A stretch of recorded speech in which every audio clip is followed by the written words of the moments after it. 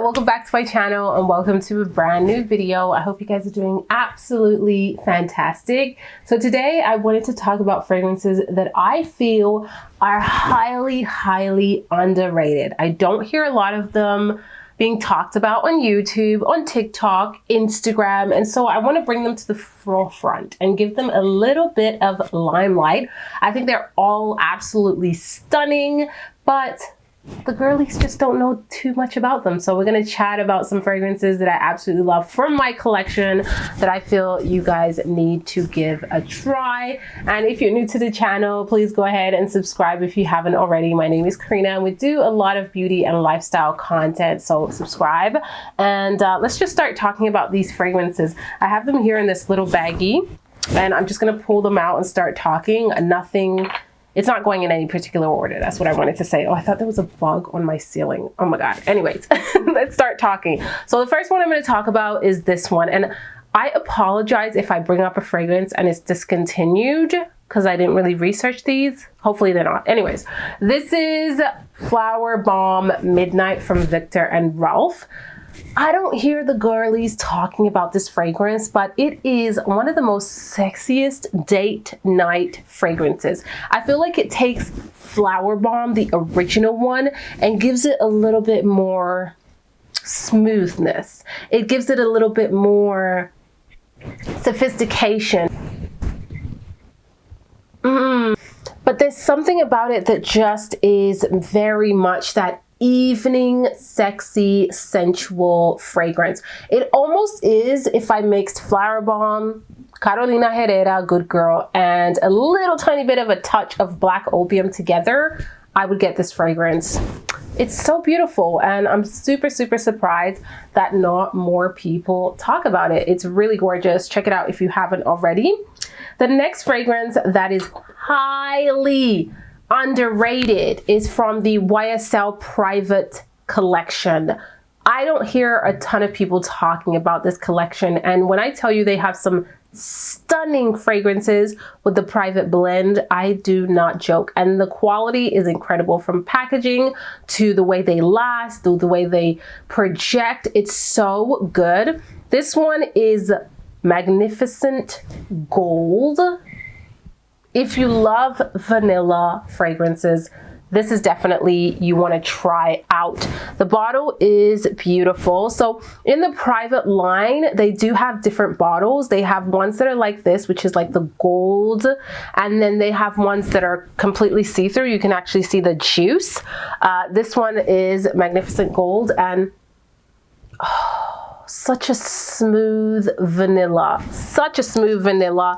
This is unisex. It's not overly sweet, but you'll definitely get the tones of the vanilla in here. It's a little aromatic in the opening and slightly boozy, but in the dry down you get warmth. You get a sweet element from the vanilla, but it's not turning too gourmand. You know what I'm saying? This is definitely niche-like, the scent of it, the scent profile. It gives you very sophisticated, it gives you expensive, and it is expensive. But ultimately, you're going to get a very creamy, luscious vanilla with some woody notes in there also. It's so good. Honestly, it's so good. It's definitely more for the colder weather. I can pull this off in the evening when it's a little bit more chilly now that we're entering the summer. But in the evening when it has that like nice breeze, you can pull this off. But in the winter, it's perfection. Oh, it's so good. It's one of those addictive scents for sure. Check it out if you haven't already. The next fragrance is from Floral Street and they have gorgeous scents. This is Wonderland Peony. I'm starting to hear people talk slightly about Floral Street, but not as much as they should be. I think they should be really well talked about because their fragrances are actually really beautiful, super different. There's something in there for everyone. Wonderland Peony is just the perfect summer scent. It's so uplifting, it's fun, it's modern, it's like that girl that's always loves to smile and have fun. She lets her hair loose, she's not too uptight. This is what I think of Wonderland Peony. It's like almost like a floral cotton candy type of scent. It's so pretty, very feminine to me.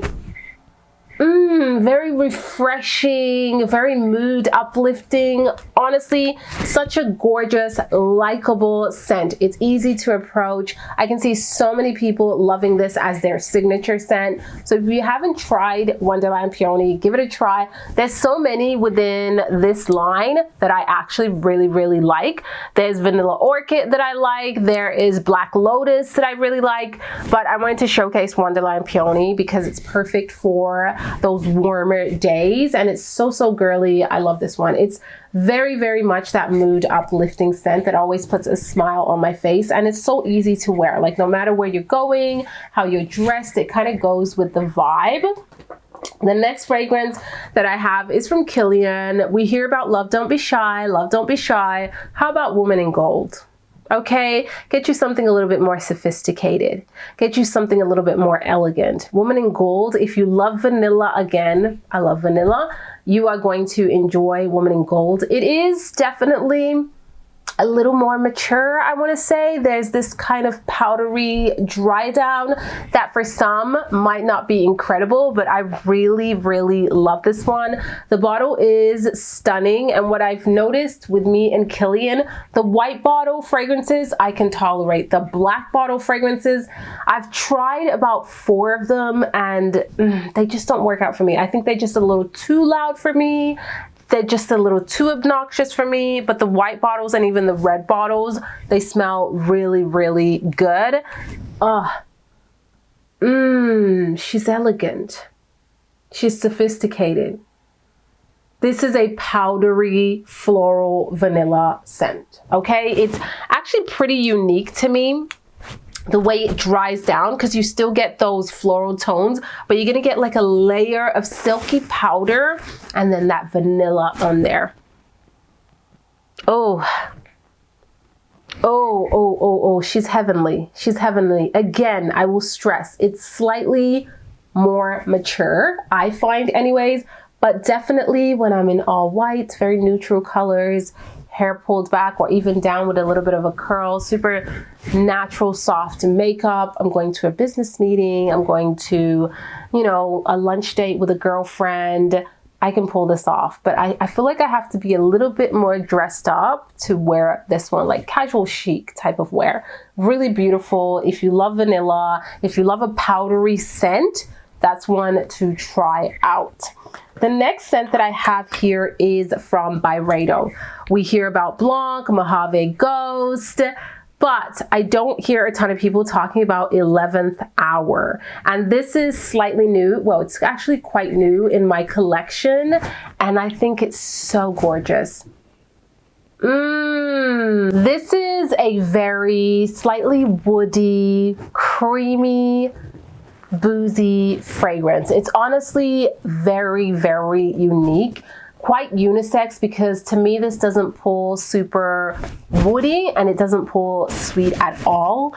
It's just a very unique scent that when you wear it, I'm highly sure that people will wonder, what is that smell? Now, I haven't worn it a ton, and I definitely want to wear it more often to get a sense of it, but every time I smell it, I'm like, wow, this is really stunning. You definitely get this boozy, kind of smoky element in this fragrance when you open it up. You're gonna get the woody tones also. Oh, there is a fruity sense to this fragrance. I believe it's fig that is in here. And very warm, very warm. I believe it's tonka bean that's also in here. Definitely a soft, creamy, woody note in the dry down. It's just so unique. Honestly, it's very hard to describe. When I smell this and I think of like being at a restaurant where there is a lot of wood elements within the restaurant. Maybe the decor pieces, there is a lot of wood going on. It's not too modern. There's like a mix of vintage and modern decor, but it's very upscale. That's what I get from this fragrance. It's quite elegant, very elevated. This is something that I would wear for an evening out because it's very warm and woody with a smoky touch and slightly boozy. So to me, this is like we're going to a fancy restaurant. We're going somewhere a little bit more elevated. That is how I would wear this fragrance. I can definitely see my husband wearing this and it's smelling incredible because, now that I'm smelling it, because of the woody tone that you get from it, a guy can definitely pull this off. But I love the freshness from the fig that's in here, and you definitely pick it up. So such a unique fragrance. I don't hear a ton of people talking about it, but if you're sick of like the Blanc and the Mojave Ghost and the fresh musky scents from Byredo, try out this one. If you like something very unisex, quite warm and elevated, this is a gorgeous one to try out, and definitely something that I'm going to wear more often.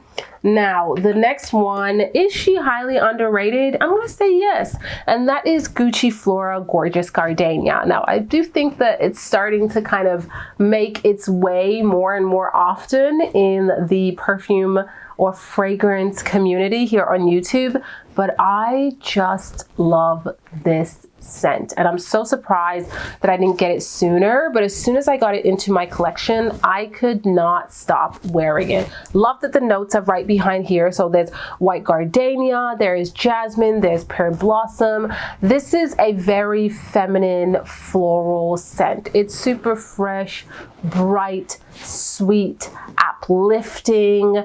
It's a crowd pleasing scent without it being too generic and too boring. There's something still a little bit more special about this fragrance, and it's a fluffy scent. Oh, so good. Honestly, so good. I love this one. If you like a sweet floral, creamy, try this out.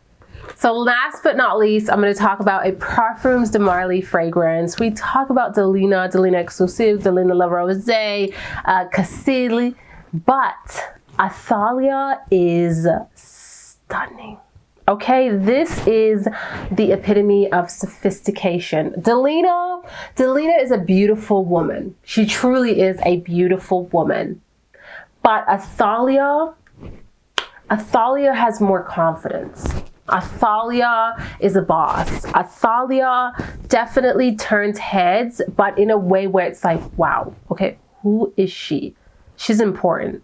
Okay, she is important. Where Delina, it's like you turn around and she's like, wow, she's so beautiful. But Athalia, she has a lot of character. She could be a little intimidating. This fragrance is stunning to me. It's a little bit more on the mature side. It's very sophisticated, very velvety. It's warm. There's amber in here. There's vanilla in here. There's cashmere in here. It's so stunning. Honestly, absolutely stunning. There's incense in here in the opening also. I don't hear a ton of people talking about this one. I don't hear a ton of people talking about this one, but if you love a very unique scent, you get a kick of spice and like that incense in the opening. The vanilla and the warmth from the amber in the dry down is gorgeous. It's very, very, very sophisticated.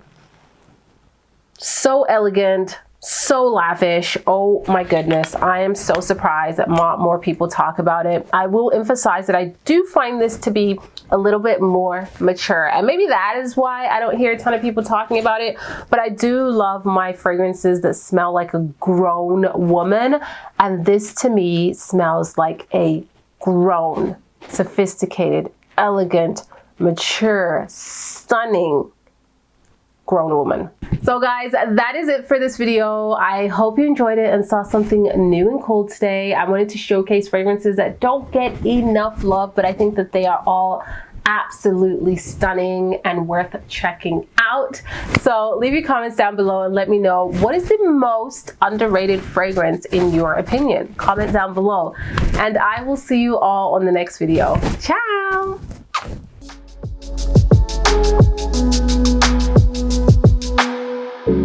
How to keep the